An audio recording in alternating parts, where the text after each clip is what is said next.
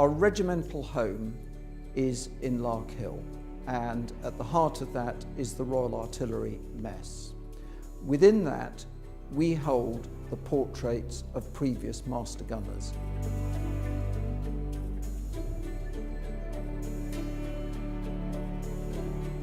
The portrait you see of General Sir Timothy Granville-Chapman is one of our 31st master gunner.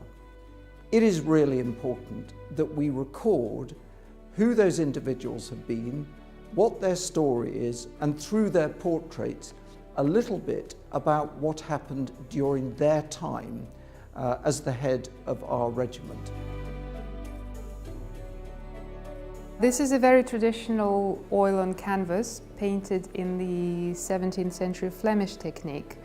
The painting is developed in layers, and the combination of all these layers allows the artist to build up very, very fine detail and the depth of colour that is not possible to achieve with modern painting methods. Svetlana and I walked around this mess, this very building, and there are literally hundreds of portraits. And we paused in the front of the ones that we found really interesting, and they were interesting because of things like props.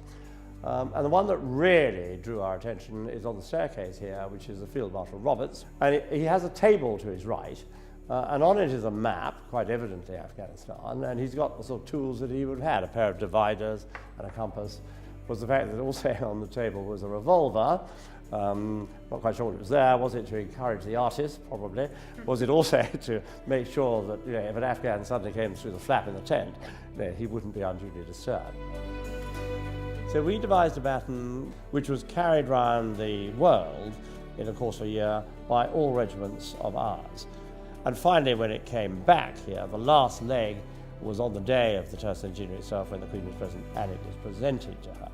Also on the table you can see some architectural designs, and they're designs of a wall and cloister that we built in our terce centenary year to commemorate something that had happened in the past, where our regimental church was actually destroyed by a flying bomb, but all the plaques that had been on the wall were sitting on the ground still.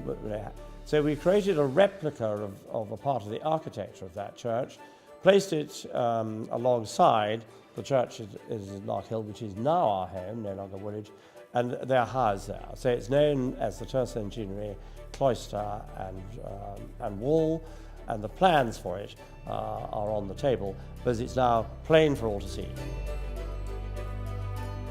I was given access to all the props that I required, and they even shipped the uniform and the architectural plans to my studio, where I could work with real objects and paint them from life to add extra realism to the painting.